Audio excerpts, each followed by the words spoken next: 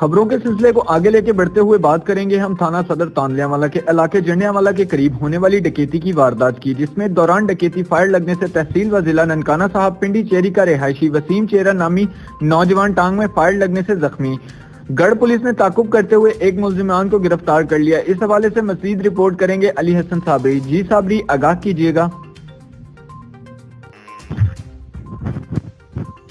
جی، یہ افسوسناک واقعہ تھانہ صدر تانلیاوالا کے علاقہ مصروف ترین شاہراہ تانلیاوالا شاہیوال روڈ جنڈا والی اسٹاپ پر پیش آیا، جہاں تحصیل و ضلع ننکانہ کے علاقہ پنڈی چیری سے گگیرا چک آئی بارات کے براتیوں کو واپسی پر ڈکیتوں نے لوٹ لیا۔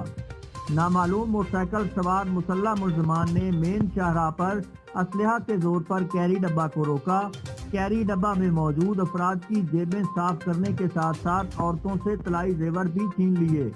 دوران ڈکیتی فائر لگنے سے وسیم چیرا نامی نوجوان میں فائر لگنے سے زخمی ہو گیا۔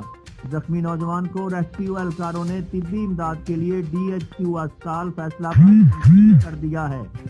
افسوسناک واقعہ کی اطلاع ملتے ہی پورے سرکل کی پولیس حرکت میں آئی اور SHO تھانہ صدر تانلیاوالا علمدار سمیت متعدد تھانوں کی پولیس نے ملزمان کا پیچھا شروع کر دیا، تو بالآخر گڑھ پولیس کے نوجوانوں نے تھانہ گڑھ کے نزدیکی علاقہ شاہ ملنگو والا کھو سے ایک ملزم کو گرفتار کر لیا ہے۔